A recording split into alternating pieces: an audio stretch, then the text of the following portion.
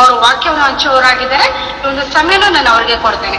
Price Lord brother, praise Lord Chetan brother, ನಿಮ್ಮ ಕೇಸಸ್ ಸಂಘದ ಪರವಾಗಿ ಮತ್ತು ಅಧ್ಯಕ್ಷರಾದ ಸ್ಟ್ಯಾನಿ ಪಿಂಡ ಬ್ರದರ್ ಪರವಾಗಿ ನಿಮ್ಮನ್ನು ಆಹ್ವಾನ ಮಾಡುವಳಾಗಿದ್ದೇನೆ. ನಮ್ಮನ್ನು ವಾಕ್ಯದಲ್ಲಿ ನಡೆಸಬೇಕಾಗಿ ಕೇಳ್ಕೊಳ್ತೀನಿ. Over to you brother. Thank you sister. ನಿಮಗೆ ಸಮಯ 9:02 ಕೊಡಲ್ಪಟ್ಟಿದೆ. Over to you brother. Thank you sister. ಈ ಸಮಯ ಮಾಡಿಕೊಟ್ಟಂಥ ದೇವರಿಗೂ ಮತ್ತು KCS ಟೀಮ್ ಅಧ್ಯಕ್ಷರಾದ ಸ್ಟ್ಯಾನಿ ಪಿಂಟ್ ಅವರಿಗೂ ಮತ್ತು ಕೂಡಿ ಬಂದಂಥ ಎಲ್ಲ ನನ್ನ ಆತ್ಮೀಯ ದೇವ ಜನರಿಗೂ ನನ್ನ ಹೃದಯಪೂರ್ವಕವಾದಂಥ ವಂದನೆಗಳು. ಚಿಕ್ಕ ಪ್ರಾರ್ಥನೆ ಮಾಡಿಕೊಂಡು ದೇವರ ವಾಕ್ಯದಲ್ಲಿ ಹೋಗೋಣ. ಪ್ರಾರ್ಥನೆ ಮಾಡಿಕೊಂಡು. ತಂದೆ, ಒಳ್ಳೆಯ ಸಮಯದಲ್ಲಪ್ಪ ನಿಮ್ಮ ಮಗನು ನುಡಿದಂಥ 2ನೇ ಮಾತಿನ ಕುರಿತು ಮಾತನಾಡೋದಕ್ಕೆ ಹೊರಟಿರುವಾಗ ತಂದೆ, ಈ ಪ್ರಪಂಚಕ್ಕೆ ನಿಮ್ಮ ಮಗನಾದ ಯೇಸು ಕ್ರಿಸ್ತನು ಹೇಳತಕ್ಕಂಥ ಮಾತು ಯಾವುದೆಂದು ತಿಳಿದುಕೊಳ್ಳುವ ಹಾಗೆ ತಂದೆ ಸಹಾಯ ಮಾಡಿ. ಪರಿಶುದ್ಧಾತ್ಮನ ಸಹಾಯದೊಟ್ಟಿಗೆ ನೀವು ತಾನೇ ಆದಿದ ಅಂತ್ಯದವರೆಗೂ ನಡೆಸಿರಿ ತಂದೆ. ಫೇಸ್ಬುಕ್ಕಲ್ಲಿ ಆಲಿಸುತ್ತಿರುವಂಥ ಎಲ್ಲ ನನ್ನ ಆತ್ಮೀಯ ದೇವಜನರಿಗೂ ಮತ್ತು KCS ಟೀಮಲ್ಲಿರುವಂಥ ಸಕಲ ಸದಸ್ಯರಿಗೂ ತಂದೆ, ನಿಮ್ಮ ಮಾತಿನಲ್ಲಿರುವಂಥ ಪರಮಾರ್ಥವು ತಿಳಿದು ಬರುವ ಹಾಗೆ ನೀವು ತಾನೇ ಕರ್ತನೆ ಆದಿಂದ ಅಂತ್ಯದವರೆಗೂ ನಮ್ಮ ಮಧ್ಯದಲ್ಲಿ ನಿಮ್ಮ ಒಬ್ಬರದೇ ನಾಮ ಮಹಿಮೆ ಪಡಿಸಿಕೊಂಡು ನಮ್ಮನ್ನು ನಾವು ತಗ್ಗಿಸಿಕೊಳ್ಳುತ್ತಾ ನಿಮ್ಮ ನಾಮ ಒಬ್ಬರದೇ ಹೆಚ್ಚಿಸುತ್ತಾ ಯೇಸು ಕ್ರಿಸ್ತನ ನಾಮದಲ್ಲಿ ಈ ಪ್ರಾರ್ಥನೆಯನ್ನು ಬೇಡಿ ಹೊಂದಿನಪ್ಪ ತಂದೆ, ಆಮೇಲೆ. ಎಲ್ಲ ದೇವಜನರಿಗೂ ಮತ್ತೊಂದು ಸಾರಿ ನನ್ನ ಹೃದಯಪೂರ್ವಕವಂಥ ವಂದನೆಗಳು ಪ್ರೇರೆ. ನಾವು ಆ ವಚನದ ಭಾಗವನ್ನು ನೋಡಿಕೊಳ್ಳೋಣ. ಲೂಕನ ಬರೆದ ಸುವಾರ್ತೆ 23ನೇ ಅಧ್ಯಾಯ 43ನೇ ವಚನದಲ್ಲಿರುವಂಥ ಆ ಭಾಗವನ್ನು ಯಾರಾದರೂ ಓದೋಣ. ಯಾರಾದರೂ ಓದಿ ಸಹಕಾರ ಮಾಡಿ.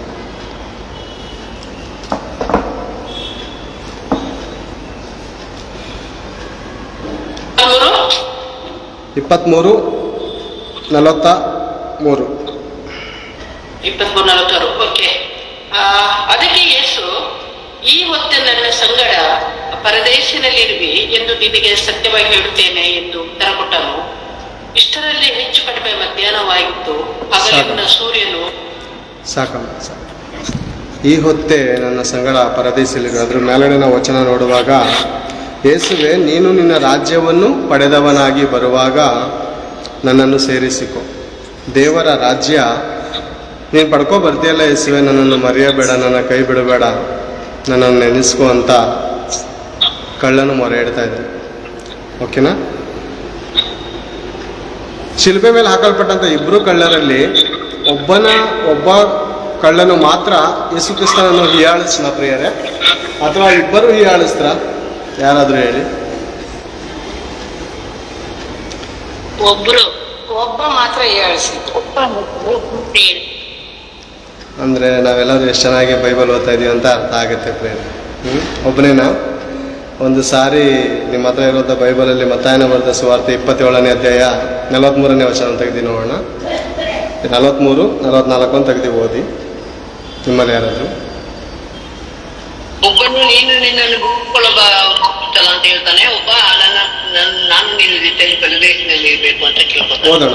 ಮತ್ತಾಯನ ಬರೆದ ಸುವಾರ್ತೆ 27ನೇ ಅಧ್ಯಾಯ 43ನೇ ವಚನ. ದೇವರಲ್ಲಿ ಭರವಸವಿಟ್ಟಿದ್ದಾನೆ. ದೇವರು ಅವನಲ್ಲಿ ಇಷ್ಟಪಟ್ಟರೆ ಈಗ ಅವನನ್ನು ಬಿಡಿಸಲಿ.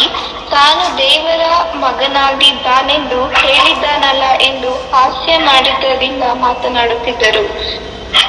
ನೆಕ್ಸ್ಟ್. ಆತನ ಸಂಗಡ ಶಿಲುಬೆಗೆ ಹಾಕಲ್ಪಟ್ಟ ಕಳ್ಳರು ಸಹ ಆತನನ್ನು ಅದೇ ಪ್ರಕಾರ ನಿಂದಿಸುತ್ತಿದ್ದರು. ಅರ್ಥ ಆಯ್ತಾ ಪ್ರೇರೆ?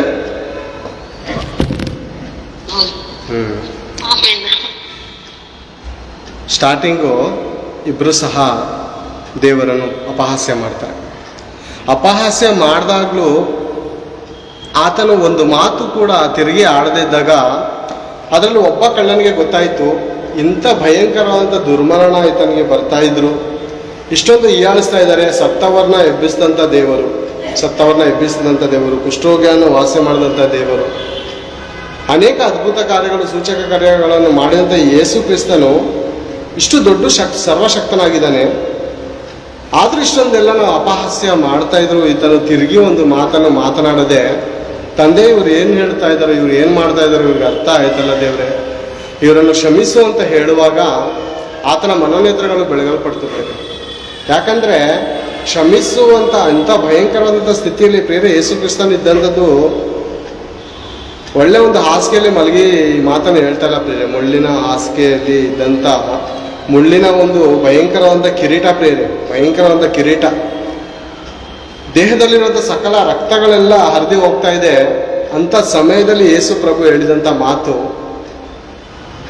ತಂದೆಯವ್ರು ಏನು ಮಾಡ್ತಾ ಇದ್ರು ಅರ್ಥ ಆಯ್ತಾ ಇಲ್ಲ ದೇವ್ರೆ ಇವ್ರಿಗೆ, ನೀನು ಯಾರು, ನಾನು ಯಾರು, ಈ ಲೋಕಕ್ಕೆ ನೀನು ಏಂತ ಕಳಿಸ್ತೀಯ ಅಂತ ಈ ಜನರಿಗೆ ಅರ್ಥ ಆಯ್ತಾ ಇಲ್ಲ, ಇವ್ರನ್ನ ಕ್ಷಮಿಸು ಅಂತ ಕೇಳಿದ ಕೂಡಲೇ ಆತನ ಮನೋನೇತ್ರಗಳು ಬೆಳಗಲ್ಪಡ್ತು.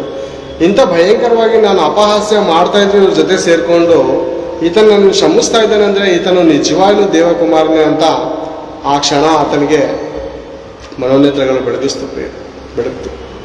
ಯೇಸು ಕ್ರಿಸ್ತನ ಬಗ್ಗೆ ನಾವು ನೋಡುವಾಗ ಪ್ರೇರೆ ಫೇಸ್ಬುಕ್ಕಲ್ಲಿ ಆಲಿಸ್ತಿರುವಂಥ ಯಾವುದೇ ಜನಾಂಗದವರಾಗಿರ್ಬೋದು, ದಯಮಾಡಿ ಈ ಮಾತಿನಲ್ಲಿರುವಂಥ ಪರಮಾರ್ಥವನ್ನು ತಿಳಿದುಕೊಳ್ಳೋಣ. ಯೇಸು ಕ್ರಿಸ್ತನು ಯಾರು, ಆತನ ಅದ್ಭುತ ಕಾರ್ಯಗಳೇನು, ಆತನ ಶಿಲ್ಬೆ ಮೇಲೆ ಮಾತನಾಡಿದ ಮಾತುಗಳಲ್ಲಿರುವಂಥ ಪರಮಾರ್ಥವನ್ನು ತಿಳಿದುಕೊಳ್ಳೋಣ ಪ್ರೇರೆ. ಯೇಸು ಪ್ರಭು ಅಂಥ ಭಯಂಕರ ಅಂತ ಮರಬೇಕಾದ್ರೂ ಸಾಯಬೇಕಾದ್ರೂ ಶಿಲ್ಬೆಯಲ್ಲಿ ಎಲ್ಲರನ್ನೂ ಕ್ಷಮಿಸುವಂಥ ದೊಡ್ಡ ಗುಣ ಯಾರಾದ್ರೂ ಬರೋದಕ್ಕೆ ಸಾಧ್ಯನೋ? ಶತ್ರುಗಳನ್ನು ಕ್ಷಮಿಸುವಂಥ ಶಕ್ತಿ, ಧೈರ್ಯ ಪ್ರಪಂಚದಲ್ಲಿ ನಾವು ನೋಡೋದಕ್ಕೆ ಸಾಧ್ಯನಾ? ದುಷ್ಟ ಸಂಹಾರಂ ಶಿಷ್ಟ ರಕ್ಷಕಂ ಅಂತ ಹೇಳ್ತಾರೆ.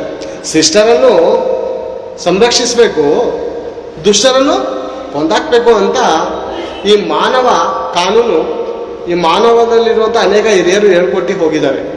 ದೊಡ್ಡ ಇರೋರು, ದೊಡ್ಡವರು, ತುಂಬ ದೊಡ್ಡವರು ಏನಂತ ಹೇಳಿದ್ದಾರೆ? ದುಷ್ಟರನ್ನು ಸಾಯಿಸ್ರಿ, ಶಿಷ್ಟರನ್ನ ಉಳಿಸ್ರಿ. ಎಷ್ಟು ಜನನ್ನ ಸಾಯಿಸೋಕ್ಕಾಗತ್ತೆ ಪ್ರೇರೆ ನಾವು ದುಷ್ಟರನ್ನು? ದೇವರ ವಾಕ್ಯದ ಪ್ರಕಾರ ನೋಡಿದ್ರೆ ಹೋಗ್ಲಿ ನಮ್ಮ ಹಿಂದೂ ಗ್ರಂಥದಲ್ಲೇ ನೋಡೋಣ ಪ್ರೇರೆ, ಹಿಂದೂ ಗ್ರಂಥದಲ್ಲಿ ನೋಡೋಣ. ಭಗವದ್ಗೀತಾ, ಕಚುರ್ವೇದ, ಉಪನಿಷತ್ತು ಮುಂತಾದ ಗ್ರಂಥದಲ್ಲೇ ಬರೆದಿದೆ ಪ್ರೇರೆ. ಪಾಪೋಹಂ ಪಾಪಕರ್ಮಣ ಪಾಪಾತ್ಮ ತ್ರಾಯಿನ ಪುಂಡರೇ ಕಾಕ್ಷ ಸರ್ವಪಾಪ ಹರೇ ಅಂದರೆ ನಾವೆಲ್ಲರೂ ಪಾಪಾತ್ಮರು.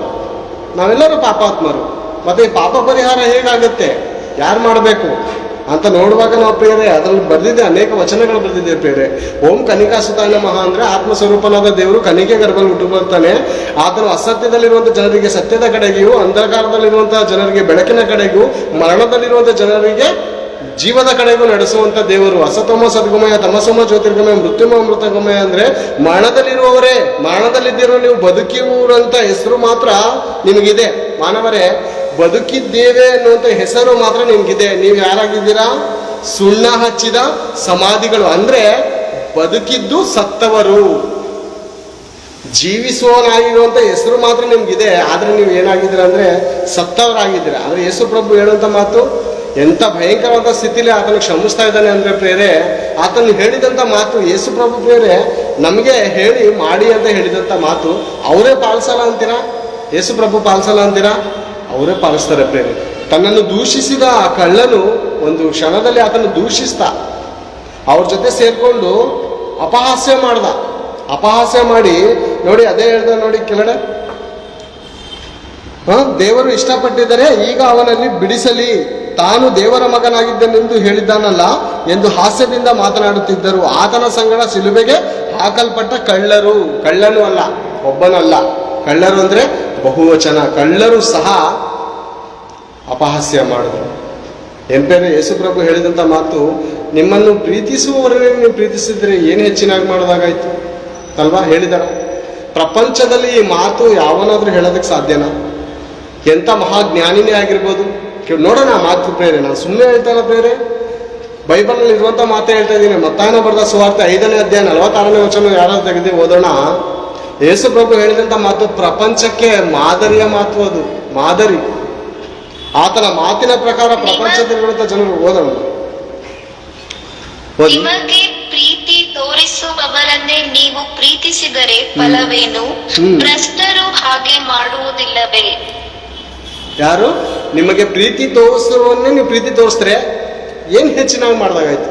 ಏನಾದರೂ ಎಕ್ಸ್ಟ್ರಾ ಏನಾದರೂ ಮಾಡ್ದಂಗಾಯ್ತಾ? ಹೆಚ್ಚಿನಾಗಿ ನಿಮ್ಮನ್ನ ಪ್ರೀತಿ ತೋರಿಸ್ತಾರೆ ನಿಮ್ಮ ಸಂಬಂಧಿಕರು, ನಿಮಗೆ ಪ್ರೀತಿ ತೋರಿಸ್ತಾರೆ, ಹೌದಾ? ನಿಮ್ಮ ಸಂಬಂಧಿಕರನ್ನ ನೀವು ಪ್ರೀತಿಸ್ತಾ ಇದ್ದೀರಾ, ನಿಮ್ಮನ್ನ ಹೊಗಳೋರ್ನ ನೀವು ಪ್ರೀತಿಸ್ತೀರಾ, ಪ್ರಯೋಜನ ಏನು? ನಿಮ್ಮನ್ನು ಹಿಂದೆ ಬೈಯುವವರನ್ನು ನಾವು ಪ್ರೀತಿಸ್ತೀರಾ ಪ್ರೇರೆ? ಯೇಸು ಪ್ರಭು ಎಂಥ ಪ್ರೀತಿ ಸ್ವರೂಪನು ಅಂದರೆ ಪ್ರೇರೆ, ಇಂಥ ಪ್ರಪಂಚಕ್ಕೆ ಒಂದು ಮಾತನ್ನು ಕಲಿಸ್ಕೊಡ್ತಾ ಇದ್ದಾನೆ. ನಿನ್ನನ್ನು ಹಿಂಸಿಸುವವರಿಗೋಸ್ಕರ ಪ್ರಾರ್ಥಿಸು, ನಿನ್ನನ್ನು ಬೈಯೋರಿಗೋಸ್ಕರ ಹಿಂಸಿಸೋರಿಗೋಸ್ಕರ ಪ್ರಾರ್ಥಿಸು, ಅವನಿಗೋಸ್ಕರ ದೇವರಲ್ಲಿ ಬೇಡು, ದೇವರೇ ಈತನ್ನು ಕಾಪಾಡು, ದೇವರೇ ಈತನ್ನು ಕ್ಷಮಿಸು ಅಂತ ಹೇಳುವಂಥ ಮಹಾ ಶಾಂತಾತ್ಮನು, ಮಹಾಜ್ಞಾನಿ ಪ್ರೇರೆ ಆತನು. ಆತನ ಮಾತು ನಿಜವಾಗ್ಲೂ ದೇವರ ಮಾತೆ ಎಂದು ನಾವು ಕಂಡು ಹಿಡಿದುಕೊಳ್ಳುವುದು ಹೇಗೆ ಅಂದರೆ, ನಿನ್ನನ್ನು ಪ್ರೀತಿಸುವವರನ್ನೇ ಪ್ರೀತಿಸಿದ್ರೆ ಏನು ಹೆಚ್ಚಿನಾಗಿ ಮಾಡಿದಾಗಾಯಿತು. ಪಾಪಿಗಳು ದುಷ್ಟರು ಸಹ ಹಾಗೆ ಮಾಡ್ತಾರಲ್ಲ. BJP ಪಕ್ಷದವರು BJP ಪಕ್ಷದವ್ರನ್ನೇ ಪ್ರೀತಿಸ್ತಾರೆ, ಹೌದಾ? ಕಾಂಗ್ರೆಸ್ ಪಕ್ಷದವ್ರನ್ನೇ ಪ್ರೀತಿಸ್ತಾರೆ, ದಳದವ್ರನ್ನೇ ಪ್ರೀತಿಸ್ತಾರೆ, ಗೌಡ್ರನ್ನೇ ಪ್ರೀತಿಸ್ತಾರೆ ಅಲ್ವಾ? ನಾಯಕರನ್ನೇ ಪ್ರೀತಿಸ್ತಾರೆ, ಹೌದಾ? ತನ್ನ ಜಾತಿ ಜನರನ್ನೇ ಪ್ರೀತಿಸ್ತಾನೆ ಹೊರತು ರೋಡಲ್ಲಿ ಬರುವಂತ ಯಾರಾದ್ರನ್ನ ಪ್ರೀತಿಸ್ತೀವ ಪ್ರೇರೆ? ಹಾದಿ ಬರೀರಿ ಹೋಗ್ತಾ ಇರ್ತಾರೆ, ಬರ್ತಾ ಇರ್ತಾರೆ, ಯಾರನ್ನ ಅವ್ರು ಪ್ರೀತಿಸಿ ಏನಾನ ಚೆನ್ನಾಗಿದ್ಯಾ, ಏನಕ್ಕ ಏನ್ ತಂಗಿ ಚೆನ್ನಾಗಿದ್ಯಾ, ಯಾವ ಊರಮ್ಮ, ಯಾಕಮ್ಮ ಇನ್ನು ನಡ್ಕೊ ಬರ್ತಾ ಇದೆ, ಏನಾದ್ರು ಸಮಸ್ಯೆ ಇದೆಯಮ್ಮ ಅಂತ ಯಾರಾದ್ರೂ ಕೇಳೋರು ಇದ್ದಾರೋ ಪ್ರೇರೆ? ಯಾರೂ ಇಲ್ಲ ಪ್ರೇರೆ. ಯಾರಾದ್ರೂ ಸುಂದರವಾಗಿರೋ ಹುಡುಗಿ ಹೋಗ್ತಾ ಇದ್ರೆ ಆಹಾ ಎಷ್ಟು ಸುಂದರವಾಗಿದ್ದಾಳೆ ಸುಂದರಿ ಅಂತಾರೆ. ಅದೇ ನಿನ್ನ ಅಕ್ಕನೂ ನಿನ್ನ ತಂಗಿನೂ ಯಾರಾದ್ರೂ ಹೋಗ್ತಾ ಇರ್ಬೇಕಾದ್ರೆ ಆ ಮಾತು ಯಾರಾದ್ರೂ ಬೇರೆಯವರು ಹೇಳಿದಾಗ ಪ್ರೇರೆ ತಡ್ಕೊಳ್ಳೋಂಥ ಶಕ್ತಿ ಇದೆಯಾ? ನಮಗೆ ತಡ್ಕೊಳ್ಳೋಂಥ ಶಕ್ತಿ ಇದೆಯಾ ಅಲ್ವಾ? ತಡ್ಕೊಳಕ್ಕಾಗಲ್ಲ ಅಲ್ವಾ ಪ್ರೇರೆ? ಬೇರೆಯವರು ನಮ್ಮ ಹೆಣ್ಮಕ್ಳು, ನಮ್ಮನೆ ಹೆಣ್ಮಕ್ಳನ್ನ ಕೆಟ್ಟದಾಗಿ ನೋಡಿದ್ರೆ, ಕೆಟ್ಟದಾಗಿ ಮಾತಾಡಿದ್ರೆ ನಮ್ಮ ಕೈಲಿ ಸಹಿಸ್ಕೊಳ್ಳೋಂಥ ಶಕ್ತಿ ಇಲ್ಲ. ಆದರೆ ನಮ್ಮನೆ ಹೆಣ್ಮಕ್ಳಿಗೆ ಯಾರಾದರೂ ರೇಗಿಸಿದ್ರೆ ಅವ್ರನ್ನ ಕೊಲೆ ಮಾಡಕ್ಕೆ ಹೋಗ್ತೀವಿ ಅಲ್ವಾ? ಎಂಥ ದೊಡ್ಡ ಶ್ರೇಷ್ಠರು ನೋಡಿ ಪ್ರೇರೆ ನಾವು. ಅಧಿಕಾರಿಗಳು ಸಹ ಎಂಥ ಭಾಷಣಗಳು ಬಿಗಿತಾರೆ ಅಂದರೆ ಪ್ರೇರೆ, ನಾವು ನೋಡುವಾಗ ದೊಡ್ಡ ಭಾಷಣಗಳು ಬಿಗಿತಾರೆ. ನಾನು ಹಾಗೆ ಮಾಡ್ತೀನಿ, ನಾನು ಅಧಿಕಾರಿಗೆ ಬಂದಾಗ ಹೀಗೆ ಮಾಡ್ತೀನಿ ಅಂತಾರೆ ಪ್ರೇರೆ. ಬಂದಾದ್ಮೇಲೆ ಎಲ್ಲಾರನ್ನು ದೋಚ್ಕೊಂಡು ಮನುಷ್ಯ ಮಧ್ಯದಲ್ಲಿ ಏನು ಮಾಡ್ತಾರೆ? ಕಲಹಗಳು, ಗಲಭೆಗಳು ಇದೇ ಕಲ್ತಿದ್ದಾರೆ ಪ್ರೇರೆ. ಏನು ರಾಜಕೀಯ ಮಾಡ್ತಾ ಇದ್ದಾರೆ ಅಂದರೆ, ಅಧಿಕಾರಕ್ಕೆ ಬರೋಕ್ಕಿಂತ ಮುಂಚೆ ನೀವೆಲ್ಲರೂ ನನ್ನ ತಂದಿರಿ, ನೀವೆಲ್ಲರೂ ನನ್ನ ಅಕ್ಕ ತಂಗಿಯರು, ಎಲ್ಲಾರನ್ನು ಕಾಪಾಡ್ತೇನೆ, ಬಡವರಿಗೆಲ್ಲ ಸಹಾಯ ಮಾಡ್ತೇನೆ, ನನಗೆ ನೀವು ಓಟ್ ಹಾಕಿ, ನಿಮ್ಮ ಓಟು ನನಗೆ ಹಾಕಿ, ನಾನು ನಿಮ್ಮನ್ನು ಕಾಪಾಡ್ತೀನಿ, ನಿಮ್ಮ ಮನೆ ಮಗ ಅನ್ಕೊಂಡು ನನಗೆ ಓಟ್ ಹಾಕಿ ಅಂತಾನೆ ಪ್ರೇರೆ ಅಲ್ವಾ? ಓಟ್ ಹಾಕಾದ್ಮೇಲೆ ಎಲ್ಲ ಆಸ್ತಿ ಎಲ್ಲ ದೋಚ್ಕೊಂಡು ತನ್ನ ಪಕ್ಷದವ್ರಿಗೆ ಕೊಟ್ಟು ತನ್ನ ಜಾತಿದವ್ರನ್ನ ಪ್ರೀತಿಸ್ತಾನೆ. ಅನೇಕರನ್ನ ಬಡವ್ರನ್ನ ಪ್ರೀತಿಸಲ್ಲ. ಯೇಸು ಪ್ರಭು ಏನು ಹೇಳ್ತಾರೆ ಗೊತ್ತಾ? ನಿಮ್ಮನ್ನು ಪ್ರೀತಿಸುವವರನ್ನೇ ನೀವು ಪ್ರೀತಿಸಿದ್ರೆ ಏನು ಹೆಚ್ಚಿನಾಗಿ ಮಾಡೋದಾಯ್ತು? ದುಷ್ಟರು ಪಾಪಿಗಳು ಹಾಗೆ ಮಾಡ್ತಾರೆ. ದುಷ್ಟರಿದ್ದಾರೆ ನೋಡಿ, ವ್ಯಭಿಚಾರಿಗಳಿದ್ದಾರೆ. ವ್ಯಭಿಚಾರ ಮಾಡೋದಕ್ಕೆ ಅನೇಕರನ್ನ ಹಣ ಕೊಡ್ತಾರೆ ಪ್ರೇರೆ. ಅವ್ರವ್ರನ್ನ ಪ್ರೀತಿಸಿ ಅವ್ರ ಜೊತೆ ಪಾಪದ ಸಂಬಂಧ ಮಾಡ್ತಾರೆ. ಅವ್ರಿಗೂ ನಿಮಗೂ ಏನಾದರೂ ಹೋಲಿಕೆನಾ? ಓ ಮನುಷ್ಯ, ಅರ್ಥ ಮಾಡ್ಕೋ. ನಾವು ಅರ್ಥ ಮಾಡ್ಕೊಳ್ಳೋಣ ಪ್ರೇರೆ. ದುಷ್ಟನು ಪಾಪಿಯನ್ನು ಪ್ರೀತಿಸಿದ್ರೆ ಏನು ಫಲ ಬರುತ್ತೆ ಪ್ರೇರೆ? ಅಕ್ಕನ ಹಾಗೆ ನೋಡು, ತಂಗಿ ಹಾಗೆ ನೋಡಿ ಸಹಾಯ ಮಾಡು. ಪಾಪದ ಕೃತ್ಯಗಳನ್ನು ಮಾಡೋದಕ್ಕೆ ಹಣ ಕೊಡೋದ್ರಿಂದ ಪ್ರಯೋಜನ ಇಲ್ಲ. ಅಮ್ಮ ಪರಿಶುದ್ಧತೆಯಿಂದ ಬದುಕಮ್ಮ, ಪರಿಶುದ್ಧತೆಯಿಂದ ಬದುಕು. ನೀನು ನನ್ನ ತಂಗಿ ಅಂತ ನಿಂಗೆ ಸಹಾಯ ಮಾಡ್ತಾ ಇದ್ದೀನಿ, ನೀನು ನನ್ನ ತಾಯಮ್ಮ ಅಂತ ಸಹಾಯ ಮಾಡ್ತೀವ? ಪಾಪದ ಕೃತ್ಯಗಳನ್ನು ಮಾಡೋದಕ್ಕೆ ಅವ್ರನ್ನ ಪ್ರೀತಿಸಿ ಹಣ ಕೊಡ್ತೀವಿ ಹೊರತು, ನಮ್ಮ ದೇಹದ ಸುಖಗಳನ್ನು ಅನುಭವಿಸೋದಕ್ಕೋಸ್ಕರ ನಾವು ಹಣ ಕೊಡ್ತೀವಿ ಹೊರತು, ಯೇಸು ಕ್ರಿಸ್ತನ ಹಾಗೆ ನಿಸ್ವಾರ್ಥವಾದಂಥ ಪ್ರೀತಿ, ಸ್ವಾರ್ಥ ಇರಬಾರದು. ಅದು ನಿಜವಾದ ಪ್ರೀತಿ. ಹೌದಾ? ನಿಜವಾದ ಪ್ರೀತಿಯಲ್ಲಿ ಸ್ವಾರ್ಥ ಇರಬಾರದು. ಈ ದಿನದ ಪ್ರೀತಿಗಳು ನೋಡ್ತಾ ಇದೀವಿ ಪ್ರೇರೆ. ಈ ದಿನದ ಪ್ರೀತಿಗಳು ಎಷ್ಟು ಸ್ವಾರ್ಥವಾದಂಥ ಪ್ರೀತಿ. ಈ ಹುಡುಗಿ ಚೆನ್ನಾಗಿದ್ರೆ ಪ್ರೀತಿ ಹುಟ್ಟುತ್ತೆ. ಪ್ರೀತಿ ಎಂತ ಹುಟ್ಟುತ್ತೆ ಅಂದ್ರೆ ಚೆನ್ನಾಗಿದ್ರೆ ಪ್ರೀತಿ ಹುಟ್ಟುತ್ತೆ.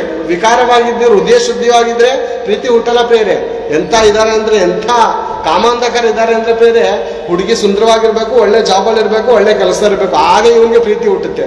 ವಿಕಾರವಾಗಿದ್ದಾಳೆ, ಏನೋ ಮನೇಲೇನೋ ಪ್ರಾಬ್ಲಮ್ ಆಗಿ ಬೆಂಕಿ ಸುಟ್ಟೋಯ್ತು, ಏನಾದ್ರು ಸುಟ್ಟೋಯ್ತು, ಮದುವೆ ಆಗಪ್ಪ ನಾನು ನಿಮ್ಗೆ ಪ್ರೀತಿಸ್ತೇನೆ ಅಂದ್ರೆ ಆ ಪ್ರೀತಿ ಹುಟ್ಟಲ್ಲ ಇವ್ರಿಗೆ. ಯಾಕೆ? ಸೌಂದರ್ಯ ನೋಡಿ ಪ್ರೀತಿ ಉಂಟದ. ಇದು ಪ್ರೀತಿ ಅಲ್ಲ, ಇದು ವ್ಯಾಮೋಹ. ಯೇಸು ಕ್ರಿಸ್ತನು ಪ್ರೀತಿಸುವಂಥ ಪ್ರೀತಿಯಲ್ಲಿ ವ್ಯಾಮೋಹ ಇಲ್ಲ. ಆತನು ದೂಷಿಸ್ತರು ಏನು ಹೇಳ್ತಾ ಇದ್ದಾನೆ ಹೇಳು? ಆತನು ದೂಷಿಸ್ತರು ಆತನನ್ನು ಕ್ಷಮಿಸುವಂಥ ಗುಣ. ಶತ್ರುಗಳನ್ನ ಪ್ರೀತಿಸುವಂಥ ಧೈರ್ಯ ಇದೆಯಾ ಪ್ರೇರೆ? ಯಾರು ಪ್ರೀತಿಸ್ತಾವ್ರೆ ಪ್ರೇರೆ? ಶತ್ರುಗಳನ್ನ ಯಾರು ಪ್ರೀತಿಸ್ತಾ ಇದ್ದಾರೆ? ಯೇಸು ಕ್ರಿಸ್ತನು. ನೀವೆಷ್ಟೇ ಮಾತಾಡಿ ಯೇಸು ಕ್ರಿಸ್ತನ ಬಗ್ಗೆ, ಎಷ್ಟೇ ಜನರನ್ನು ನೀವು ಕೊಂದಾಕಿ, ಆತನು ದಿನವೆಲ್ಲ ಕೈ ಚಾಚಿ ನಿಂತಿದ್ದಾನೆ. ನೀನು ಈಗಾದ್ರೂ ಬತ್ತೀಯೇನು? ನಿನ್ನ ಜೀವನ ಬದಲಾಯಿಸ್ಕೋತೇನು? ಯಾಕಂದ್ರೆ ನೀನು ದುಷ್ಟನಾಗಿ, ನೀಚನಾಗಿ, ಮತಚಂದಸವಾದಿಯಾಗಿ ನೀನು ಸತ್ತೋದ್ರೆ ಹೋಗೋದಂತೂ ನರಕಾಗ್ನಿಗೆ ಪಕ್ಕ. 100% ನನಗೆ ಚೆನ್ನಾಗಿ ಗೊತ್ತು. ಯೇಸು ಕ್ರಿಸ್ತನ ಹೇಳ್ತಾರೆ, ನನಗೆ 100% ನೀನು ಹೋಗೋದು ನರಕಾಗ್ನಿಗೆ. ನಿನ್ನ ಪಾಪ ಪರಿಹಾರ ಆಗಲಿಲ್ಲ ಅಂದರೆ ನೀನು ಹೋಗೋದು 100% ನರಕಾಗ್ನಿಗೆ. ಈಗ ಕ್ಷಮಿಸು, ನಾನಿದ್ದೇನೆ, ನನ್ನ ಬಗ್ಗೆ ಮಾತಾಡ್ತೀಯಾ, ನನ್ನನ್ನು ದೂಷಿಸ್ತೀಯಾ, ನಮ್ಮ ಜನರನ್ನ ಹೊಡಿತೀಯಾ, ಪರವಾಗಿಲ್ಲ. ನೀನು ಒಂದು ಸಾರಿ ಮನ ತಿರುಗು, ನಾನಿನ್ನು ಕ್ಷಮಿಸ್ತೀನಿ ಅಂತ ಈ ವಚನದಲ್ಲಿ ಹೇಳುವಂಥ ಅರ್ಥ ಪ್ರೇರೆ. ಅಪಹಾಸ್ಯ ಮಾಡಿದ್ಯಾ ಕಳ್ಳನ ಹಾಗೆ? ಅಪಹಾಸ್ಯ ಮಾಡಿದ್ಯಾ? ಕ್ರೈಸ್ತರನ್ನು ಹೊಡೆದಿದ್ಯಾ? ಕ್ರೈಸ್ತರಿಗೆ ಕೊಲೆ ಮಾಡಿದ್ಯಾ? ಪರವಾಗಿಲ್ಲ, ನಿನ್ನನ್ನು ಕ್ಷಮಿಸ್ತೀನಿ ಅಂತ ಹೇಳ್ತಾ ಇದ್ದಾನೆ ದೇವರು. ಇಂಥ ಮಹಾದೇವರು ಎಲ್ಲಾದ್ರೂ ಸಿಗ್ತಾನ? ಯಾರಾದ್ರೂ ಸಿಗ್ತಾರ ಪ್ರೇಮಿ? ಇಂಥ ಮಹಾದೇವರು, ಇಂಥ ಹೃದಯ ಶುದ್ಧಿ ಉಳ್ಳವನು, ಪ್ರೀತಿ ತಾಳ್ಮೆ ಉಳ್ಳದ್ದು, ಪ್ರೀತಿ ದಯೆ ತೋರಿಸ್ತಾ ಇದ್ದೆ ನಿನ್ನ ಮೇಲೆ. ಪ್ರೀತಿ ಹೊಟ್ಟೆ ಕಿಚ್ಚು ಪಡ್ತಾನ, ನೀನು ನಮ್ಮ ಜನರನ್ನ ಸಾಯಿಸ್ತಾ ಇದೆಯಾ ಅಂತ. ಪ್ರೀತಿ ಹೊಗಳ್ಕೋತಾ ಇಲ್ಲ, ಮರ್ಯಾದೆ ಕೆಟ್ಟು ನಡೀತಾ ಇಲ್ಲ ಕ್ರೈಸ್ತರು ಅಥವಾ ಕ್ರಿಸ್ತನು. ಆತನ ಪ್ರೀತಿಯನ್ನು ಅರ್ಥ ಮಾಡ್ಕೊಳ್ಳುವಂಥ ಸ್ಥಿತಿಯಲ್ಲಿ ನಾವು ಇದೀವ ಪ್ರೇರೆ. ಪ್ರಪಂಚದ ಪ್ರೇರೆ ಈ ಸತ್ಯವೇದ ಗ್ರಂಥವನ್ನು ಮತದ ಗ್ರಂಥ ಅಂತ ಮುದ್ರೆ ಹಾಕ್ಬಿಟ್ಟಿದ್ದಾರೆ. ಮತ ಗ್ರಂಥ ಅಂತ ಇದು ಪ್ರೇರೆ. ಶತ್ರುಗಳನ್ನ ಪ್ರೀತಿಸುವಂಥದ್ದು ಮತ ಗ್ರಂಥನ? ವೈರಿಗಳನ್ನು ಕೊಂದಾಕು ಅನ್ನೋದದ್ದು ದೈವ ಗ್ರಂಥನ? ಏನ್ ಬೇರೆ? ಶತ್ರುಗಳನ್ನು ಕೊಂದಾಕುವಂಥದ್ದು ದೈವ ಗ್ರಂಥನ? ನಿಜವಾಗ್ಲೂ ದೈವ ಗ್ರಂಥನ ಅಥವಾ ದೆವ್ವದ ಗ್ರಂಥನ? ಪರಿಶೀಲನೆ ಮಾಡಿ ಪ್ರೇರೆ. ನಮ್ಮ ಮನೇಲಿ 4 ಜನ ಮಕ್ಕಳಿದ್ದಾರೆ, ನನಗಿಬ್ರು ಮಕ್ಕಳಿದ್ದಾರೆ, ಶಂಕರ್, ಶ್ರೇಯಸ್. ಓಕೆನಾ? ನನ್ನ ದೊಡ್ಡ ಮಗನು ಚಿಕ್ಕ ಮಗನಿಗೆ ದ್ವೇಷ ಮಾಡಿ, ಅಪ್ಪ ನಿನಗೆ 20 ರೂಪಾಯಿ ಕೊಡ್ತೀನಿ ಅಥವಾ 200 ರೂಪಾಯಿ ಕೊಡ್ತೀನಿ, ನಿನ್ನ ಚಿಕ್ಕಮ್ಮ ತುಂಬ ನನ್ನ ಜೊತೆ ಜಗಳ ಆಡ್ತಾ ಇದ್ದಾನೆ, ಟೇಸ್ಟ್ ಮಾಡ್ತಾ ಇದ್ದಾನೆ, ಅವನ್ನ ಕೊಂದಾಕ್ತೀನಿ, ಅಪ್ಪ ತಗೋ 200 ರೂಪಾಯಿ, ನಿನ್ನ ಕಾಣಿಕೆ ಕೊಡ್ತಾ ಇದ್ದೀನಪ್ಪ ಅಂತ ಕೇಳಿದೆ. ನಾನು ಒಪ್ಕೋತೀನಿ. ಏನು ಬೇರೆ? ಮನುಷ್ಯರನ್ನು ಕೊಂದಾಕಿ ದೇವರಿಗೆ ಕಾಣಿಕೆ ಕೊಡುವಂಥ ಪರಿಸ್ಥಿತಿಲಿದ್ದಾರೆ ಜನ. ಅನೇಕರು ಮನುಷ್ಯರನ್ನ ಕೊಂದಾಕಿ ದೇವರಿಗೆ ಕಾಣಿಕೆ ಹಾಕುವಂಥ ಸ್ಥಿತಿಲಿದ್ದಾರೆ ಅಂತ ಪ್ರೇರೆ. ಬೈಬಲಲ್ಲಿದೆ ಈ ವಚನ, ನಂಬ್ತೀರಾ? ಬೈಬಲಲ್ಲಿದೆ ಈ ಮಾತು. ಯೋಹಾನನು ಬರೆದ ಸುವಾರ್ತೆ 16ನೇ ಅಧ್ಯಾಯ 2ನೇ ವಚನದಿಂದ ಓದೋಣ ಪ್ರೇರೆ. ಒಂದು ಸಾರಿ ಓದೋಣ. ಯೋಹಾನನು ಬರೆದ ಸುವಾರ್ತೆ 16ನೇ ಅಧ್ಯಾಯ. ನಿಮಗೆ ಬಹಿಷ್ಕಾರ ಹಾಕುವವರು, ಅದಲ್ಲದೆ ನಿಮ್ಮನ್ನು ಕೊಲ್ಲುವವನು ತಾನು ದೇವರಿಗೆ ಯಜ್ಞವನ್ನು ಮಾಡಿದ್ದಾನೆಂದು ನೆನೆಸುವ ಕಾಲ ಬರುತ್ತದೆ. ನೆನೆಸುವ ಕಾಲ. ನಮ್ಮನ್ನು ಕ್ರೈಸ್ತರನ್ನು ಕೊಲ್ಲುವವರು, ಮುಸಲ್ಮಾನರು ಏನು ಅನ್ಕೋತಾರಂದ್ರೆ ನಾವು ಅಲ್ಲಾಗೆ ಯಜ್ಞವನ್ನು ಅರ್ಪಿಸ್ತಾ ಇದೀವಿ ಅಂತ ಇವ್ರು ಅನ್ಕೋತಾರೆ. ಹಿಂದೂ ಸಹೋದರರು ಏನು ಅನ್ಕೋತಾರೆ ಗೊತ್ತಾ? ದುಷ್ಟ ಸಂಹಾರಂ ಶಿಷ್ಟ ರಕ್ಷಕಂ ಅಂತ ಇವ್ರು ಅನ್ಕೊಂಡಿದ್ದಾರೆ ಪ್ರೇರೆ, ಅಮಾಯಕರು. ಏನು ಪ್ರೇರೆ? ನನ್ನ ದೊಡ್ಡ ಮಗ ನನ್ನ ಚಿಕ್ಕ ಮಗನ ಸಾಯಿಸಿ ನಿನಗೆ 200 ರೂಪಾಯಿ ಕೊಡ್ತೀನಿ ಅಂದರೆ ಒಬ್ಬ ತಂದೆ, ಆಫ್ಟರ್ ಆಲ್ ಇಬ್ಬರ ಮಕ್ಕಳನ್ನು ಹೆತ್ತಂತ ಒಬ್ಬ ತಂದೆಗೆ ಮನಸ್ಸಿಗೆ ನೋವುಂಟಾಗುವಾಗ ಹೊಡಿತೀನಂದ್ರೆ ಮನಸ್ಸಿಗೆ ಸಹಿಸ್ಕೊಳ್ಳಲ್ಲ. ಅಪ್ಪ ನಿನ್ನ ಮಗನ ಹೊಡಿತೀನಂದ್ರೆ ಮನಸ್ಸು ಸಹಿಸ್ಕೊಳ್ಳಲ್ಲ, ಒಂದಾಗ್ತೀನಂದ್ರೆ ಹೇಗೆ ಮನಸ್ಸು ಸಹಿಸುತ್ತೆ ಪ್ರೇರೆ? ಮತ್ತೆ ನಿಜವಾಗ್ಲೂ ನೀವು ದೇವರಿಗೆ ಬಲಿ ಅರ್ಪಿಸ್ತಾ ಇದ್ದೀವ ಅಥವಾ ದೆವ್ವಕ್ಕೆ ಬಲಿ ಅರ್ಪಿಸ್ತಾ ಇದ್ದೀವಿ? ಒಂದು ಸಾರಿ ಯೋಚನೆ ಮಾಡಿ. ಮನೆಯಲ್ಲಿರುವಂಥ 4 ಜನ ಅಣ್ಣ ತಮ್ಮದಿರೇ ಕಿತ್ತಾಡ್ತಾ ಇದ್ರೆ ತಂದೆ ತಾಯಿಗೆ ನೋವುಂಟಾಗುವಾಗ, ಏಂತಕ್ಕೂ ನಮಗೆ ಈ ಜೀವನ ಕೊಟ್ಟಿದ್ದೀನಿ ನಾನು, ನೀವು ಒಳ್ಳೆ ರೀತಿಯಲ್ಲಿ ಓದ್ರು, ಒಳ್ಳೆ ರೀತಿಯಲ್ಲಿ ವಿದ್ಯಾವಂತರಾಗ್ರು, ಒಳ್ಳೆ ರೀತಿಯಲ್ಲಿ ಡಾಕ್ಟರ್ ಇಂಜಿನಿಯರ್ ಆಗಿ ದೇಶಕ್ಕೆ ಒಂದು ಒಳ್ಳೆ ಪ್ರಜೆ ಆಗ್ರು ಅಂತ ನಾನು ನಿಮ್ಗೆ ಜನ್ಮ ಕೊಟ್ಟಿರುವಾಗ ನೀವೇನ್ರು ದುಷ್ಟರಾಗಿ ನೀಚೆ ಅಂದರೆ ಒಬ್ರು ಕಿತ್ತಾಡ್ಕೊಂಡು ಸಾಯ್ತಾ ಇದ್ರಲ್ಲ ಅಂತ ಒಂದು ತಂದೆ ತಾಯಿ ವೇದನೆ. ಈ ಭೂಲೋಕದಲ್ಲಿ ತಂದೆ ತಾಯಿ ವೇದನೆ, ಮತ್ತೆ ದೇವರ ವೇದನೆ ಏನಾದರೂ ಅರ್ಥ ಆಯ್ತಾ ಇದೆಯಾ ನಮಗೆ? ದೇವರ ಆವೇದನೆ ಏನಾದರೂ ಅರ್ಥ ಆಯ್ತಾ ಇದೆಯಾ ನಮ್ಮ ಅಣ್ಣ? ಅರ್ಥ ಆಯ್ತಾ ಇದೆಯಾ? ಕ್ರಿಸ್ತನು ಮತವನ್ನು ಸ್ಥಾಪನೆ ಮಾಡಕ್ ಬಂದ್ರು, ಜಾತಿಯನ್ನು ಸ್ಥಾಪನೆ ಮಾಡಕ್ ಬಂದ್ರು ಅಂತ ಒಬ್ರಿಗೊಬ್ರು ಗಲಾಟೆ ಮಾಡ್ಕೊಂಡು ಬೇರೆ ಸೇವಕರುಗಳ ಮೇಲೆ ಕೈ ಮಾಡ್ತಾ ಇದ್ದೀವಿ, ಸೇವಕರನ್ನ ಕೊಂದಾಗ್ತೀವಲ್ಲ. ನಮ್ಗೇನಾದ್ರೂ ಮಾನತ್ವ ಇದೆಯಾ? ನಮ್ಗೇನಾದ್ರೂ ಮನುಷ್ಯತ್ವ ಇದೆಯಾ? ಆ ಯೇಸು ಪ್ರಭು ಹೇಳಿದಂಥ ಮಾತು ಮೇಲೆ ಏನಾದ್ರೂ ಗಮನ ಇದೆಯಾ? ನಿನ್ನ ವೈರಿಗಳನ್ನು ಪ್ರೀತಿಸು. ವೈರಿನ ಶಂಸಿದನ ಒಂದು ಕಾಲದಲ್ಲಿ ಒಂದು ಸಮಯದಲ್ಲಿ ದ್ವೇಷ ಮಾಡಿದಂತ ಆ ಕಳ್ಳನನ್ನು ಶಂಸಿದ್ದಾನೆ. ಇವತ್ತು ನಾವು ಶಂಸುವಂತ ಗುಣವಿದ್ದೀವ? ನಮ್ಮ ಸಂಬಂಧಿಕರಲ್ಲೇ, ಹೊರಗಡೆ ಬೇಡ, ಸಂಬಂಧಿಕರಲ್ಲೇ ಯಾರಾದರೂ ನಮ್ಮ ಬಗ್ಗೆ ಮಾತಾಡ್ಬಿಟ್ಟಿದ್ರೆ 20 ವರ್ಷ ಆದರೂ ನಾವು ಸಾಯೋವರೆಗೂ ನಿನ್ನ ಮುಖ ನೋಡೋಲ್ಲ ಅಂತೀವಿ. ಯಾಕೆ? ಶಂಸುವಂಥ ಶಕ್ತಿ ಇಲ್ಲ. ಶಕ್ತಿ ಬೇಕು. ಪ್ರಾಮುಖ್ಯವಾಗಿ ಶಂಸೋದಕ್ಕೆ ಏನು ಬೇಕು ಅಂದರೆ ಬೇರೆ ಪವರ್ ಬೇಕು. ಆ ಪವರ್ ನಿಜವಾಗ್ಲೂ ಯೇಸು ಕ್ರಿಸ್ತನಲ್ಲಿ ಇದೆ ಪ್ರೇರೆ. ಈ ದಿನ ಕೊಲೆಗಳು ಹೇಗಾಗ್ತಾ ಇದೆ ಗೊತ್ತಾ? 4 ಜನ ಇವರಿದ್ದರು, ಇವ್ನು ಹೊಡಿತಾರೆ. ಇವಾಗ ಇವನು ಸೇರಿ 8 ಜನನ ಕರ್ಕೊಬಂದು ನನ್ನ ಕೊಲೆ ಮಾಡ್ತಾನೆ ಅಂತ ಹೇಳಿ ಮಾಡ್ತೀನಿ, ನಾನು ಅವನ್ನ ಕೊಲೆ ಮಾಡ್ತೀನಿ ಅಂದ್ರೆ ನನಗೆ ಹೊಡಿತಾನಂತ ನಾನು ಹೊಡಿತೀನಿ, ಸಾಯಿಸ್ತಾ ಇದ್ದೀನಿ. ನಾನು ಅವ್ನು ಬಂದಾಗ ಶಂಸುವಂಥ ಶಕ್ತಿ ನನ್ನಲ್ಲಿದ್ದರೆ ಕೊಲೆ ಮಾಡೋಂಥ ಅವಶ್ಯಕತೆ ಏನಿದೆ ಪ್ರೇರೆ? ಕೊಲೆ ಮಾಡೋಂಥ ಅವಶ್ಯಕತೆ ಏನಿದೆ? ಹೊಡಿತೀನಪ್ಪ, ಎಡೆಟ್ ಹೊಡ್ಬೋದು. ಯೇಸು ಪ್ರಭು ಹೇಳಿದ್ರೆ ಗೊತ್ತಾ? ನಿನ್ನ ಬಲಗೆ ಹೊಡೆದು ಎಡಗೆ ತೋರಿಸ್ತೀವ ನಾವು? ತೋರಿಸ್ತೀವ? ಒಂದು ಕೆನ್ನೆ ಹೊಡೆದ್ರೆ ಒಂದು ಕೆನ್ನೆ ತೋರಿಸು ಅಂತ ಹೇಳಿದ್ದಾನೆ. ಯಾಕೆ ಗೊತ್ತಾ?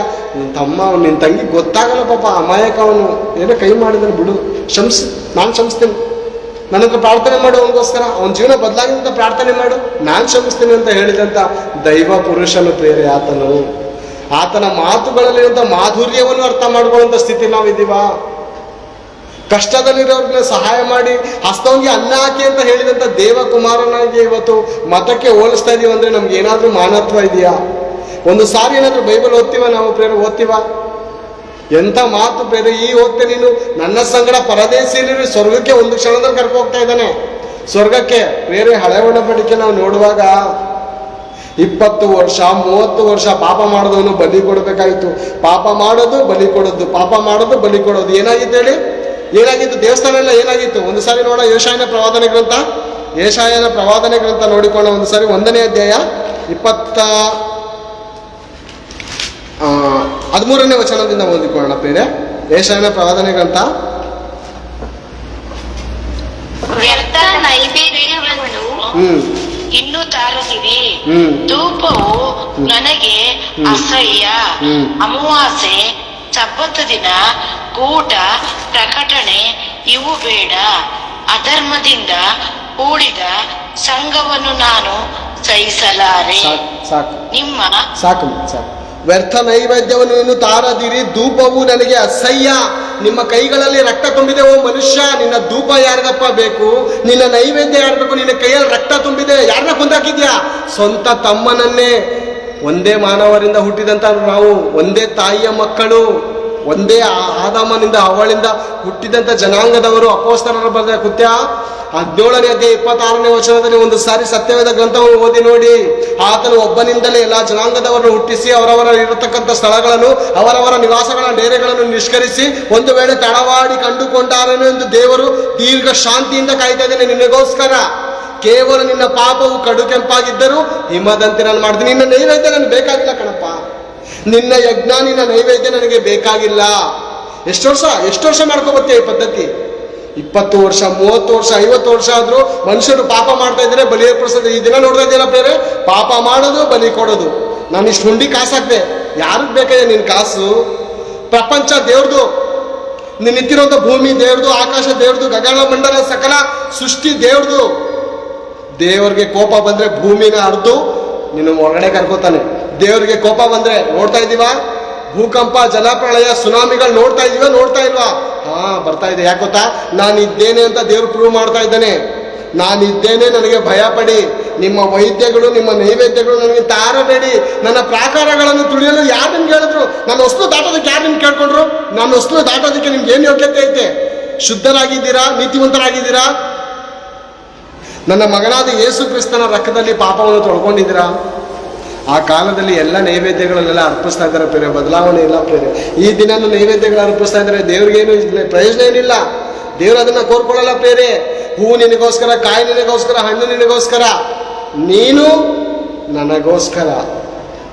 ಎಲ್ಲ ನಿನಗಾಗಿ, ನೀನು ನನಗಾಗಿ ಅನ್ನುವಂತಹ ದೇವರ ವೇದನೆ ಪ್ರೇರೆ. ನೀನು ನನಗೋಸ್ಕರ ಎಷ್ಟೇ ಪಾಪ ಮಾಡಿದ್ರು ಪರವಾಗಿಲ್ಲ, ಕ್ರೈಸ್ತರನ್ನ ಎಷ್ಟೇ ಹಿಂಸಿಸಿದ್ರು ಪರವಾಗಿಲ್ಲ, ಈ ಹೊತ್ತೆ ನೀನು ನಂಬ್ತೀಯ, ಹಾಗಾದರೆ ನಿನಗೆ ರಕ್ಷಣೆ ಇದೆ. ಆತನ ಪರದೇಶಕ್ಕೆ ಸೇರ್ಕೊಂಡು ನಿನಗೆ ರಕ್ಷಣೆಗೆ ಸ್ವರ್ಗಕ್ಕೆ ಸೇರಿಸ್ತಾನೆ ಪ್ರೇರೆ ಯೇಸು ಕ್ರಿಸ್ತನು. ಆತನನ್ನು ನಂಬುವುದಾದರೆ ಪ್ರೇರೆ, ನೀನು ಬಾಯಿಂದ ಅರಿಕೆ ಮಾಡಿ ಹೃದಯದಲ್ಲಿ ನಂಬು ಸಾಕು. ಆತನೇ ಆತ್ಮರಕ್ಷಕನು, ಪಾಪ ವಿಮೋಚಕನು. ನಾನು ತಪ್ಪು ಮಾಡಿದ್ದೇನೆ ದೇವರೇ, ನಾನು ಕ್ರೈಸ್ತರನ್ನು ಹಿಂಸಿಸಿದ್ದೇನೆ ದೇವರೇ ಅಂತ ಒಂದು ಸಾರಿ ನೀನು ಮೊರೆ ಇಟ್ಟರೆ ದೇವರು ನಮ್ಮ ಭಯಂಕರವಾದ ಪಾಪಗಳನ್ನು ಕ್ಷಮಿಸೋದಕ್ಕೆ ಆತನು ಶಕ್ತನ ಪ್ರೇರೆ. ಪ್ರೀತಿ ಸ್ವರೂಪನ ಪ್ರೇರೆ. ಆತನ ಪ್ರೀತಿ, ನಿನ್ನ ಹೆಂಡತಿಲ ಆ ಪ್ರೀತಿ, ನಿನ್ನ ಗಂಡನೆಲ್ಲ ಆ ಪ್ರೀತಿ, ನಿನ್ನ ತಾಯಿಲ ಆ ಪ್ರೀತಿ, ನಿನ್ನ ತಮ್ಮನೆಲ್ಲ ಆ ಪ್ರೀತಿ. ಎಲ್ಲಾರ್ಗು ಪ್ರೀತಿ ಹಂಚಿದ್ದಾನೆ. ನನ್ನ ಮಗನು ಒಂಟಿಯಾಗಿದೆ, ಸತ್ತೋಗ್ತಾನೆ ಸೂಸೈಡ್ ಮಾಡ್ಕೊಂಡು. ಪ್ರೀತಿ ಹಂಚೋಣ. ಇವಳ ಮೂಲಕ ನಿನ್ನ ಪ್ರೀತಿ, ನಿನ್ನ ತಮ್ಮನ ಮೂಲಕ ನಿನ್ನ ಪ್ರೀತಿ. ಈ ಪ್ರೀತಿ ಯಾರ್ದು ಪ್ರೇರೆ? ದೇವರ ಪ್ರೀತಿ ಇದು. ಸ್ವಂತ ಪ್ರೀತಿ ಅನ್ಕೊಂಡಿದ್ದೀರಾ? ಸ್ವಂತ ಪ್ರೀತಿ ಅಲ್ಲ. ಎಲ್ಲರ ಪ್ರೀತಿಯಲ್ಲಿ ದೇವರ ಪ್ರೀತಿ ಇದೆ. ನೀನು ಒಬ್ಬಂಟಿಯಾಗಿ ಇರಬಾರ್ದು ಅಂತ ನಿನ್ನ ಗಂಡನ ಮೂಲಕ, ನಿನ್ನ ಹೆಂಡತಿ ಮೂಲಕ, ನಿನ್ನ ಮಕ್ಕಳ ಮೂಲಕ, ನಿನ್ನ ತಾಯಿ ಮೂಲಕ, ನಿನ್ನ ತಂಗಿ ಮೂಲಕ ದೇವರು ಪ್ರೀತಿ ಹಂಚ್ತಾ ಇದ್ದಾನೆ. ನಮಗೆ ಪ್ರೀತಿ ಕೊಡ್ತಾ ಇದ್ದಾನೆ ಪ್ರೇರೆ. ಆ ಪ್ರೀತಿಯೇ ಆ ದೇವರಾಗಿದ್ದಾನೆ ಪ್ರೇರೆ. ಆ ಪ್ರೀತಿನೇ ದೇವರು ಪ್ರೇರೆ. ಪ್ರೀತಿ ಸ್ವರೂಪನ ಆತನು. ನಾವು ಎಷ್ಟೇ ತಪ್ಪು ಮಾಡಿರೋಣ, ಆ ಕಳ್ಳನ ಹಾಗೆ, ಆ ದುಷ್ಟನ ಹಾಗೆ, ಆ ನೀಚನ ಹಾಗೆ ನಾವು ಪರಿಹಾಸ್ಯ ಮಾಡಿದೀವ? ಯೇಸು ಕ್ರಿಸ್ತನನ್ನು ಆಡ್ಕೊಂಡಿದೀವ? ಕ್ರೈಸ್ತರನ್ನು ಹೊಡೆದಿದೀವ? ಕ್ರೈಸ್ತರನ್ನು ಕೊಲೆ ಮಾಡಿದೀವ? ಪರವಾಗಿಲ್ಲ, ಬಾ ನಾನು ಕ್ಷಮಿಸ್ತೀನಿ. ಪರಿಸಾಯನ ಹತ್ರ 500 ಸಾಲ ಕೊಡಬೇಕಾಗಿದ್ದನು, 550 ಸಾಲ ಕೊಡಬೇಕಾಗಿದ್ದವನು ಆತನ ಪ್ರಶ್ನೆ ಕೇಳ್ತಾನೆ ಯೇಸು ಪ್ರಭು, ಇವರಿಬ್ಬರಲ್ಲಿ ಶ್ರಮಿಸ್ತಾರೆ ಯಾರನ್ನ ಹೆಚ್ಚಾಗಿ ಪ್ರೀತಿಸ್ತಾರೆ? 500 ಹಣ ಕೊಟ್ಟವನು ಅಂತ ಹೇಳ್ತಾರೆ. ಸರಿಯಾಗಿ ಹೇಳಿದೆ ಸಿಮೋನ, ನೀನು 500ಕ್ಕೆ ಸಮಾನವಾದಂಥ ಭಯಂಕರವಾದಂಥ ಪಾಪಗಳನ್ನು ನೀವು ಮಾಡಿದ್ರು ಪರವಾಗಿಲ್ಲ ಪ್ರಿಯರೇ, ನನ್ನ ಯೇಸು ಕ್ರಿಸ್ತನು ಕ್ಷಮಿಸುವುದಕ್ಕೆ ಆತನು ಪ್ರೀತಿ ಸ್ವರೂಪನು, ಕರುಣಾ ಸಾಗರ ಅಂದರೆ ಗೊತ್ತಾ ಪ್ರಿಯರೇ? ಸಾಗರ ಅಂದರೆ ಗೊತ್ತಾ? ಕರುಣಾ ಸಾಗರ ಅಂದರೆ ಗೊತ್ತಾ? ಸಮುದ್ರದಲ್ಲಿ ಒಂದು ಬೆನ್ನಿಗೆ ನೀರು ಎತ್ಕೊಂಡ್ರೆ ಗೊತ್ತಾಗಲ್ಲ ಪ್ರೇರೆ. ಅದೇ ರೀತಿ ಆ ಸಾಗರನು, ಆತನ ಪ್ರೀತಿ ಸಾಗರನು ಪ್ರೇರೆ, ಆ ಸಾಗರದಿಂದ ಎಷ್ಟೇ ಕ್ಷಮಾಪಣೆಯ ನೀರೆದ್ದು ಹೊತ್ಕೊಂಡ್ರು ಆತನ ಕ್ಷಮಾಪಣೆ ಎಂಡಿಂಗೇ ಆಗಲ್ಲ ಪ್ರೇರೆ. ಆತನ ಕ್ಷಮಾಪಣೆ ಹಾಗೇ ಇರುತ್ತೆ. ಸೂರ್ಯನು ಅದೇ ರೀತಿ ವೋಲ್ಟೇಜ್ ಕೊಡ್ತಾ ಇದ್ದಾನೆ ಕೋಟಿ ವರ್ಷಗಳಿಂದ. ಏನಾದರೂ ಬ್ರೈಟ್ ಕಡಿಮೆ ಆಗಿದೆಯಾ ಅವತ್ತಿಂದ ಉರಿತಾ ಇರೋದಕ್ಕೆ? ಇಲ್ಲ ಪ್ರೇರೆ. ಅದೇ ರೀತಿ ಯೇಸು ಕ್ರಿಸ್ತನ ರಕ್ತವು ಇದುವರೆಗೂ ಸಕಲ ಪಾಪಗಳನ್ನು ಕ್ಷಮಿಸಿ ನಮ್ಮನ್ನು ಶುದ್ಧೀಕರಿಸುವುದಕ್ಕೆ ಆತನ ರಕ್ತವು ಪವಿತ್ರವಾದದ್ದು. ಆತನ ಮೇಲೆ ನಂಬಿಕೆ ಇಡುವ ಒಬ್ಬನಾದರೂ ನಾಶವಾಗದೆ, ಯಾರನ್ನು ತಳ್ಳದೆ ಬೇಡವೆಂದು ತಳ್ಳುವ ದೇವರಲ್ಲ. ಎಲ್ಲರೂ ನನ್ನ ಬಳಿಗೆ ಬನ್ನಿರಿ ಅಂತ ಶಿಲ್ಬೆ ಮೇಲೆ ಕೈ ಚಾಚಿ ನಿಂತಿದ್ದಾನೆ. ಅರ್ಥ ಗೊತ್ತಾ? ಅದ್ರ ಮೇಲೆ ಅರ್ಥ, ಶಿಲ್ಬೆ ಮೇಲೆ ಚೈಚಾಡಂತ ಅರ್ಥ ಗೊತ್ತಾ? ನಾನು ನಿನ್ನನ್ನು ಪ್ರೀತಿಸಿರುವುದು ತಾತ್ಕಾಲಿಕವಾದದ್ದ ಪ್ರೇಮವಲ್ಲ. ನಿನ್ನ ಹೆಂಡತಿ ಪ್ರೀತಿ ತಾತ್ಕಾಲಿಕ, ನಿನ್ನ ಗಂಡನ ಪ್ರೀತಿ ತಾತ್ಕಾಲಿಕ, ನಿನ್ನ ಮಕ್ಕಳ ಪ್ರೀತಿ ತಾತ್ಕಾಲಿಕ. ನನ್ನ ಪ್ರೀತಿ ತಾತ್ಕಾಲಿಕ ಅಲ್ಲ, ಶಾಶ್ವತ. ಅದಕ್ಕೆ ನೋ ಎಂಡಿಂಗ್. ಆತನ ಪ್ರೀತಿ ಅಂತ ಶಾಶ್ವತವಾದದ್ದು ಪ್ರೇರೆ. ಆ ಕಳ್ಳನ ಹಾಗೆ ನಾವು ನಮ್ಮ ತಪ್ಪುಗಳನ್ನು ಒಪ್ಪಿಕೊಂಡು ಯೇಸು ಪ್ರಭುವನ್ನು, ದೇವರೇ ನಾನು ತಪ್ಪು ಮಾಡಿದ್ದೀನಿ, ದೇವರೇ ನಾನು ಕ್ಷಮಿಸು. ಒಂದೇ ಒಂದು ಮಾತು ಕೇಳ್ಕೊಳಕ್ಕಾಗಲ್ಲ, ಯಾರ ಮುಂದೆನೂ ಬೇಡ. ಏಕಾಂತವಾದ ಕೋಣೆಯಲ್ಲಿ ಏಕಾಂತವಾಗಿ ದೇವರ ಹತ್ರ ಮೊರೆ ಇಟ್ಟರೆ ಖಂಡಿತ ಆತನು ಕ್ಷಮಿಸಿ ನಮ್ಮನ್ನು ಸಕಲ ಪಾಪಗಳಿಂದ ಬಿಡಿಸಿ ಶುದ್ಧೀಕರಿಸುವುದಕ್ಕೆ ಆತನು ಶಕ್ತನಾಗಿದ್ದಾನೆ. ಅಷ್ಟು ವರ್ಷಗಳು ಪಾಪ ಮಾಡಿದ್ರು ಪಾಪ ಕ್ಷಮಾಪಣೆ ಆಗ್ತಾ ಇರಲಿಲ್ಲ ಪ್ರೇರೆ. 613 ಆಜ್ಞೆಗಳಿತ್ತು ಪ್ರೇರೆ. ಒಂದು ತಪ್ಪು ಮಾಡಿದ್ರು ಎಲ್ಲ ಹಾಳಾಗೋಗೋದು ಪ್ರೇರೆ. 9 ಕಾರ್ಯಗಳನ್ನು ಮಾಡ್ಕೊಂಡ್ಬಂದ ಯಾರು? ಐಶ್ವರ್ಯವಂತನು ಓಡಬಂದು, ಯೇಸುವೆ ನಾನು ನಿತ್ಯ ರಾಜ್ಯವನ್ನು ಪಡ್ಕೋಬೇಕಂದ್ರೆ ಏನು ಮಾಡಬೇಕು ಅಂದಾಗ ಕೆಲವರು ದೇವರು ಹೇಳಿದ್ರು ಪ್ರೇರೆ, ಹಲವಡಬಡಿಕೆ ಕಾರ್ಯಗಳನ್ನು ಹೇಳಿದ್ರು. ಎಲ್ಲ 9 ಪಾಲಿಸ್ಕೊಬಂದಿನ, ಒಂದೇ ಒಂದು ಪಾಲಿಸಿಲ್ಲ. ಏನು? ನಿನ್ನ ನೆರೆಯವನು ನಿನ್ನ ಪ್ರೀತಿಸ್ಬೇಕಂದ್ರೆ ನಿನ್ನಲ್ಲಿರುವಂಥ ಹಣ ಆಸ್ತಿ ಎಲ್ಲ ಕೊಡಬೇಕು. ಯಾವನಾದರೂ ಹೇಳ್ತಾನ? ಬಡವನಿಗೆ ಸಹಾಯ ಮಾಡುವಂತೆ ಯಾರಾದರೂ ಹೇಳ್ತಾರ? ಯೇಸು ಪ್ರಭು ಹೇಳಿದ್ದಾನೆ, ನಿನ್ನಲ್ಲಿ ಇರುವುದನ್ನು ಕ್ರೈಸ್ತರಿಗೆ ಮಾತ್ರ ಕೊಡು ಅಂತ ಹೇಳಿಲ್ಲ. ಕ್ರೈಸ್ತರಿಗೆ ಮಾತ್ರ ಕೊಟ್ಟು ನನ್ನನ್ನು ಹಿಂಬಾಲಿಸುವಂತ ಹೇಳಿಲ್ಲ. ಬಡವರು ಅರ್ಥ ಆಗತ್ತಾ? ಆ ದೇವಕುಮಾರನ ಮಾತಲ್ಲಿ ಪರಮಾರ್ಥ ಗೊತ್ತಾಗತ್ತಾ? ಬಡವರು ಅಂದರೆ ಯಾರು? ಯಾವನಾದರೂ ಆಗಿರ್ಬೋದು, ಮುಸಲ್ಮಾನ ಆದರೂ ಆಗಿರ್ಬೋದು, ಹಿಂದೂ ಆದರೂ ಆಗಿರ್ಬೋದು, ಜೈನ ಆದರೂ ಆಗಿರ್ಬೋದು, ಯಾರಾದರೂ ಪರವಾಗಿಲ್ಲ. ಬಡವನು ಯಾರು? ನನ್ನ ಮಗನು, ನನ್ನ ತಂದೆಯ ಮಗನು ಆತನು. ಯಾರಿಗಾದ್ರೂ ಕೊಡು, ನೀನು ಸಹಾಯ ಮಾಡು, ನನ್ನನ್ನು ಹಿಂಬಾಲಿಸು ಅಂತ ಹೇಳಿದ್ದಾನೆ. ಕ್ರೈಸ್ತರಿಗೆ ಮಾತ್ರ ಕೊಡು ಅಂತ ಹೇಳಿಲ್ಲ ಪ್ರೇರೆ. ಆತನು ಮತವನ್ನು ಸ್ಥಾಪನೆ ಮಾಡಿದಂಥ ದೇವರಲ್ಲ, ಪ್ರೀತಿಯನ್ನು ಸ್ಥಾಪನೆ ಮಾಡಿದಂಥ ಪ್ರೀತಿ ಸ್ವರೂಪನು. ಆ ಪ್ರೀತಿಯನ್ನು ನಾವು ನೀವು ಕಂಡುಕೊಂಡಿರುವಂಥ ನಿಜವಾದಂಥ ಭಾಗ್ಯವಂತರು ಯಾರಂದರೆ ಕ್ರೈಸ್ತರ ಪ್ರೇರೆ. ಅನೇಕರಿಗೋಸ್ಕರ ಪ್ರಾರ್ಥನೆ ಮಾಡೋಣ ಪ್ರೇರೆ. ಈ ದಿನ ಪ್ರೀತಿ ಸತ್ತೋಗಿದೆ ಮಾನವರ ಮಧ್ಯದಲ್ಲಿ. ಯೇಸು ಕ್ರಿಸ್ತನ ಪ್ರೀತಿಯ ಮಾತುಗಳು ಅರ್ಥ ಆಯ್ತಲ್ಲ ಪ್ರೇರೆ. ಈ ದಿನ ಆತನ ಪ್ರೀತಿ ಎಲ್ಲರಿಗೂ ಅರ್ಥ ಆಗಲಿ ಎಂದು ನಾವು ದಿನನಿತ್ಯ ಇಂಥವ್ರಿಗೋಸ್ಕರ ಪ್ರಾರ್ಥನೆ ಮಾಡೋಣ. ನಮ್ಮ ಹಿಂದೂ ಸಹೋದರಿ, ಮುಸಲ್ಮಾನ ಸಹೋದರಿಗೋಸ್ಕರ ನಾವು ಪ್ರಾರ್ಥಿಸೋಣ. ಅವ್ರ ಮನೋನೇತ್ರಗಳು ಬೆಳಲ್ಪಡಲಿ, ಅವ್ರ ಕಠಿಣವಾದಂಥ ಕಲ್ಲಾದ ಹೃದಯಗಳು ಮಾರ್ಪಟ್ಟು ಮೃದುವಾದ ಹೃದಯವನ್ನು ದೇವರು ಅನುಗ್ರಹಿಸಲೆಂದು ನಾವು ದಿನನಿತ್ಯ ಪ್ರಾರ್ಥನೆ ಮಾಡೋಣ ಎಂದು ನನ್ನ 2 ಮಾತುಗಳನ್ನು ಮುಗಿಸ್ತಾ ಇದ್ದೇನೆ. ಈ ಸಮಯ ಮಾಡಿಕೊಂಡಂಥ ದೇವರಿಗೂ ಮತ್ತು KCST ಅಧ್ಯಕ್ಷರಿಗೂ ಮತ್ತು ಈ ನನಗೆ ವಾಕ್ಯಕ್ಕೆ ಇನ್ವೈಟ್ ಮಾಡಿದಂಥ ರೇಖಾ ಸಹೋದರಿಗೂ ದೇವರು ಆಶೀರ್ವದಿಸಲಿ. Thank you.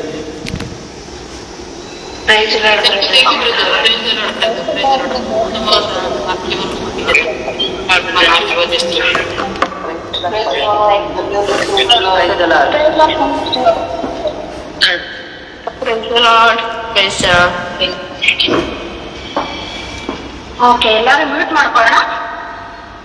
ನಾವು ಈ ಒಂದು ಅನೇಕ ವಿಷಯಗಳನ್ನ